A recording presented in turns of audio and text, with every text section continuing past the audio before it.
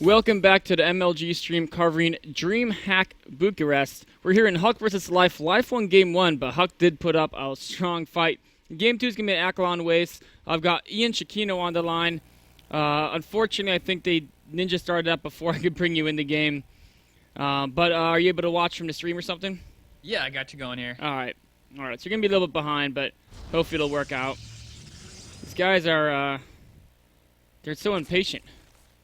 After it's like, I don't know, a lot of issues. But going forward here, we do see the extractor trick from Life and fairly early drone. This could be Scout, which means you might want to go hatchery first, or maybe he's gonna go hatchery first in Huck space. That'd be awesome.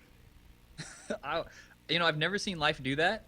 I don't expect him to, but that would be a fun, just fun thing for Life to throw in there. Like you were saying, he does a lot of crazy stuff, but I don't know if he's that crazy. I don't know if he's root crazy. No, I don't think he's been taking too many cats lessons. I think what we are going to see, though, is using that scout to tell if he can go hatchery first, and maybe even if he, as soon as he sees it's a gateway expand, he might even go 3 hatch before pull.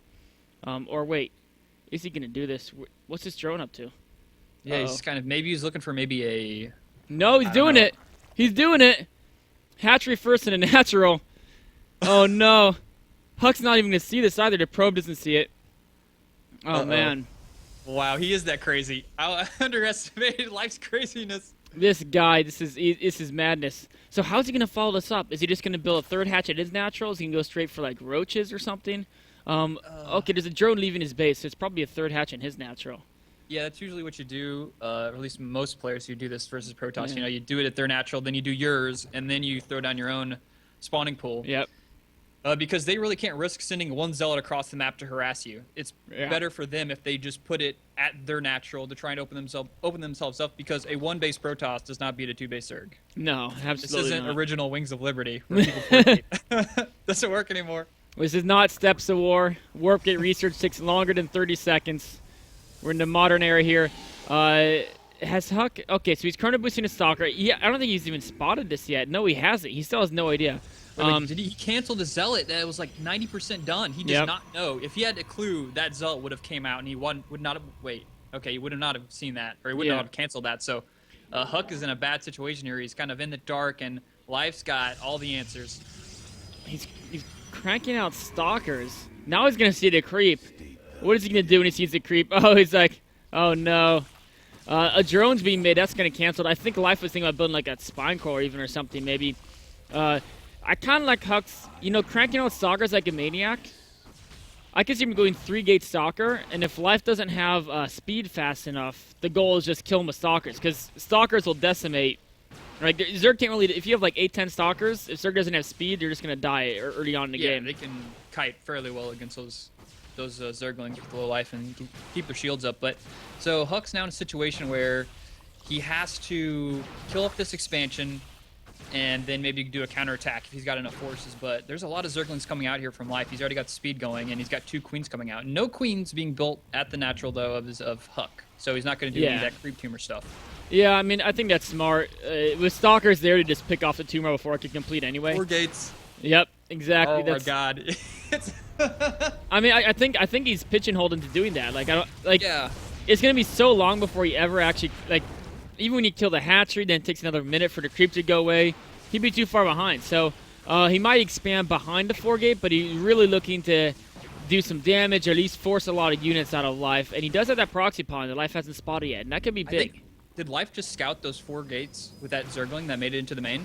Oh, you know what? He did. So he scouted that. I think he's got this in the bag. This is going to be so hard because he just makes spine crawlers and massive Zerglings, and then that's it. He already has 1 spine crawler up. Speed is almost done. More and more Zerglings being built. And like you said, mass Zerglings is great against this because there's not going to be that many sentries, and Force Shields are great against Zerglings. There's no +1 weapons, so in sufficient numbers they can even take on Zealots. And he's gonna counterattack. He's gonna run by, picking off some Stalkers here. Man, Speedlings in Life's hands are some of the scariest things in the world. And oh no, Huck can't even forget because he's got to defend his base. That's sentry. Yeah. Sentry. No. Oh my, this is rough. He's warping in defensively. He's trying to counterattack too. There's a spine core. There actually is a lot of Zealots. Can he get something done here?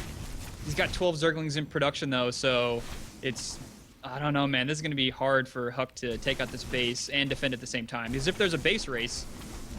Oh, yeah. Well, I mean, his defense was very solid. He brought the Militia Corps back, warped in a few Zealots, but that meant that he couldn't warp in more offensive Zealots, and now it looks like this will be cleaned up. The Queen even staying alive. Meanwhile, the pylon, Huck needs that pylon to stay alive. If that goes down, the attack is over. The attack's over. Huck's going to be really far behind. But there's no way. There's just too many Zerglings. Life's defense is just absolutely immaculate here. And he's going to attack again because now Huck's like, to catch back up, I need to build a Nexus. Oh, you can't. There's a Zerg Cocoon blocking you, plus creep, plus a horde of speedings. Oh, and he doesn't get the wall on the ramp. I love that he built that Zergling there. Yeah. Dude, like, that only serves, like, one purpose, to delay that Nexus just a little bit, and, you know, why not? He's got the larva. Yeah, and I mean, you can use it to help this attack going on. Oh, no, the probes are vulnerable, and Huck desperately building Twilight Council, wants to go for Dark Shrine, but wow, even with those force fields, look at what Life is able to accomplish with his Zerglings, man. These things are vicious little creatures.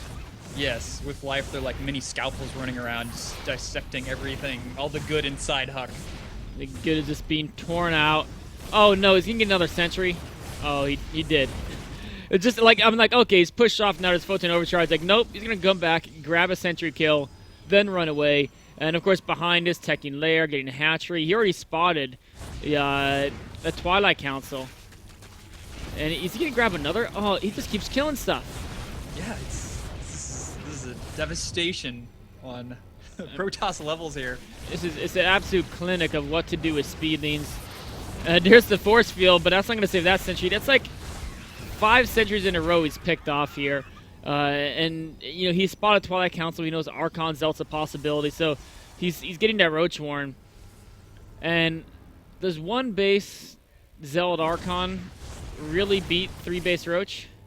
With layer tech? Yeah, probably not. Probably not. I've never seen this game play out before, but I'm gonna go out on a limb here and say it probably won't. Supply, we got, what is that, 50 versus 40.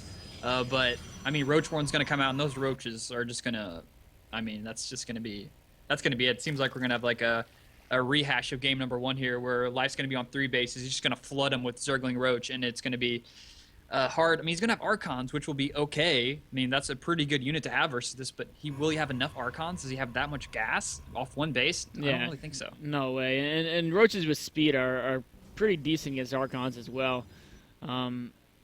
Yeah, as soon as he gets speed, Huck's gonna. I mean, last game he made a really good game, but he had 2 bases. This game we're at the 11:20 mark, and the Nexus is like only 2/3 done. And Life, of course, his 1/3 is done. He actually has a decent drone count. He's up to 50 drones against the 31 probes of Huck. A little speeding there is gonna scout. It's gonna see the Zealots. Doesn't see the Archon. That was nicely done by Huck, keeping that back. I'm trying to think. Huck's hiding that because he wants Life to maybe just keep massing Zerglings. Could be. Mm-hmm. Too bad he's not. Yeah, he's getting the burrow, which is going to be nice because there's no detection at all, I think, right? He doesn't have a robo. He's got Templar tech and maybe one cannon or something. Yeah. Yeah, I can make a cannon. But if that cannon's in range of the front, the roaches can just focus fire and take it out, and then it's like he can just burrow micro all day long. But you know, Huck's going to give it a shot here. He's gonna build his wall up as well as possible. Just have a bunch of Zealots, maybe get some awesome force fields, have those Archons do a lot of splash damage, and this is going to be like the Alamo all over again, I think. It's going to try to be the last defense, see how much he can do. Last game he took out a lot of Zerg with him. He definitely did that. This game he doesn't have the Immortals. He doesn't have the same sentry count. He does have some Archons, so maybe that can make something happen. Mothership Core.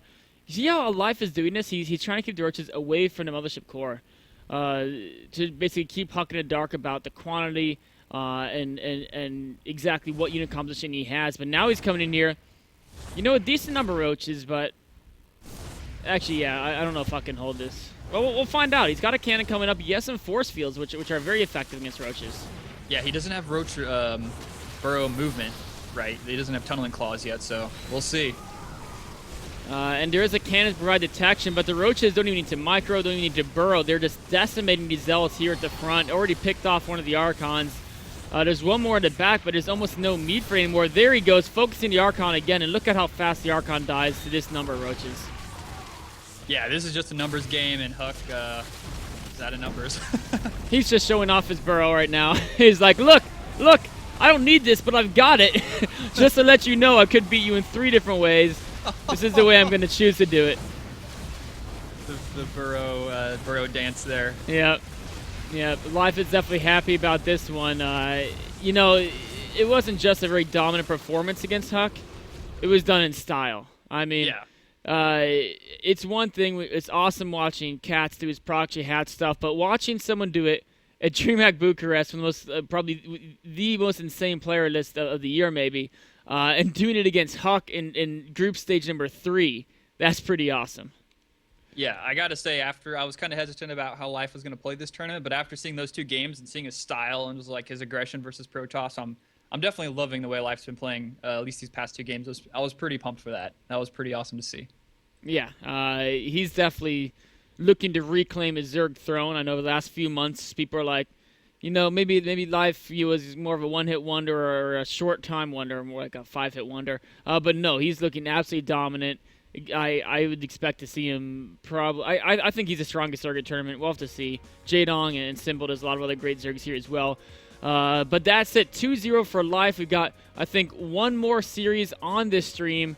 Do we know who it is, guys? Oh, awesome. We got versus Crank. Yeah, we got Jaedong versus Crank coming up next on the stream. That's going to be insane. I mean, Crank, we saw him destroy Innovation earlier.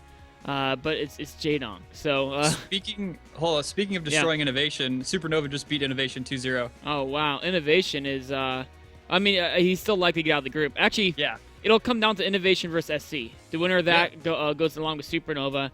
That can go either way. The Jaedong Crank group. Let's take a look at that one. So Jaedong already beat Saral 4GG 2-0 Crank. And Jaedong's playing 4GG right now. So Jaedong Crank, it could be a deciding match. I think it might be one that Crank has to win to force a tie. We could see something like that. But that'll be coming up next. I think Crank's in a different match right now, so we'll see. I'll update you guys in the chat, and we'll be right back with Jaedong versus Crank.